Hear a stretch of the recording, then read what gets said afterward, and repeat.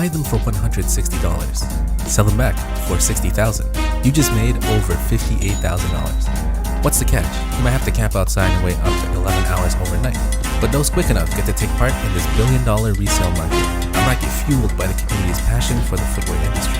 Let's dive into the history of how this all came to be.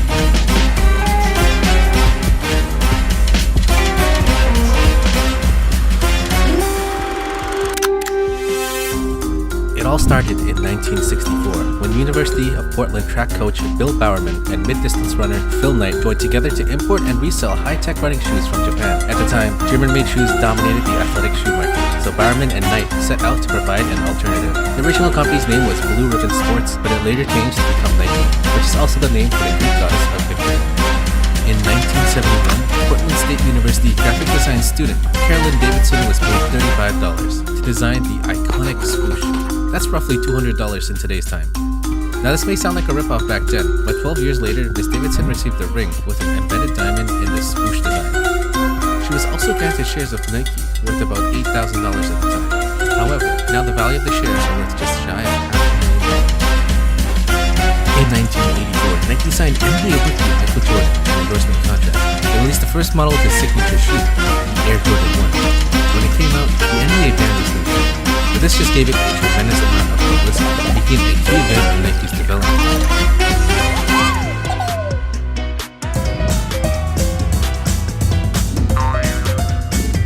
Fast forward to 2012, Nike became the NFL's official on-field supplier for uniforms, sideline apparel, and practice wear. By 2015, Nike's fiscal year revenue target was set at $28 billion, and the company signed a deal to become the official apparel supplier of the NBA.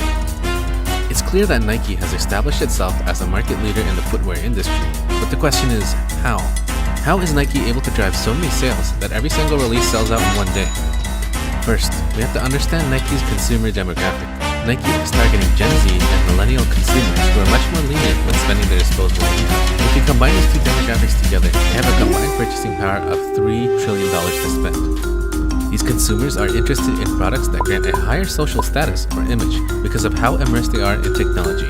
Put it simply, Nike's key demographics want luxurious and exclusive products that aren't easily obtainable by the general public. And Nike knows this. Nike and other sneaker companies have perfected the marketing strategy of making any pair of sneakers become exclusive in the eyes of these consumers. They generate hype and promotion for this exclusivity 3 different ways. First, there are incremental rollout releases. If you check the Nike Store website, you'll notice there's a launch calendar tab to check out the upcoming releases from Nike. Every single release has a launch article on the section which highlights the features of any new sneaker about to hit the market. Nike will also talk about how to get the sneakers and how to ensure a smooth checkout process. So, why do they do this? It creates hype for their product. The consumers are excited and anxiously waiting for each new sneaker's release, and the sneaker is marketed in a way that screams. And that's why Nike employs the incremental rollout release method. The incremental rollout release method begins by bringing a small quantity of a specific item to the market. This quantity is significantly less compared to demand for that specific item. From there, distribution gradually increases in both scope and volume through a series of ever bigger releases, teasing but never quite satisfying the sneaker community. Eventually, these original limited colors don't ever resurface, while a wide spate of similar colorways and new colorways will help convert the hype into mass market sales. At this point, the sneaker becomes a general product that any consumer can walk into the store and buy. This has been the case for a variety of sneakers, such as the Nike Air Max 97, the Air Jordan 1, as well as other sneakers from Adidas like the NFT and the Ultra Boost. It's important to note that while some incremental rollouts are intentional to drive exclusivity and hype, some are planned due to a limited production of numbers to accompany breakthrough technologies. An example of valid incremental rollouts is when Nike released the original Flyknit technology in 2012.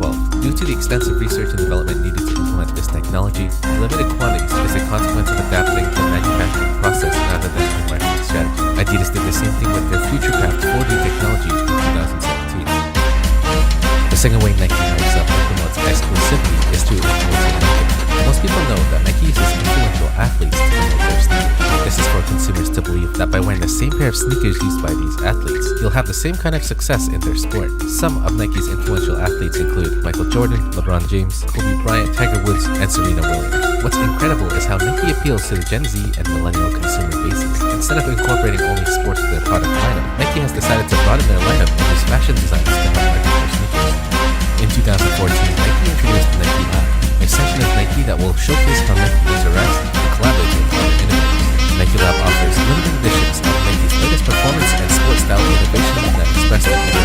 sport, design, and culture.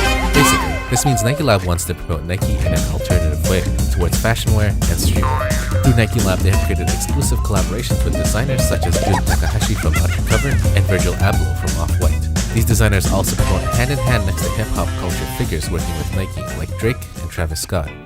The third way that Nike hypes up and promotes exclusivity is a consequence of two previous marketing strategies: the resale market. The resale market is an external market driven by Gen Z and millennial demand. As mentioned earlier, the supply for the sneaker release is always significantly less in comparison to the demand, leaving many consumers walking away empty-handed. With no options left to turn to, these consumers have to reach deeper into their pockets to wear a pair of these coveted sneakers. Although the retail price from Nike may range between $160 to $215, these consumers are willing to cough up 2 to 3 times the original retail price. This opens up opportunities for individuals to thrive and make a profit off of this resale market. These individuals are known as resellers to the sneaker community and cause the price of a pair of sneakers to rise drastically. Some people say the secondary market is good for the community, as both resellers and Nike get to be happy. Nike still gets to sell the shoe, while resellers get to rake in some additional profit. However, the people who can't cough up more money are still upset by the lack of supply from Nike. Here are some shoes that give resellers a nice profit margin.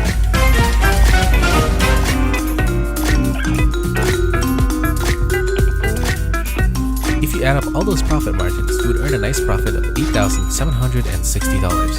That's not too bad for lining up outside for a few days, but with these hordes of people, there is bound to be rowdiness in the crowd. In May of 1989, 17-year-old James David Martin led a 15-year-old Michael Eugene Thomas into the woods and strangled him for his 2-week-old pair of Air Jordans. The unfortunate incident caused Thomas to pass away, and Sports Illustrated published a striking article entitled "Your Sneaker or Your Life," and this sparked a controversy.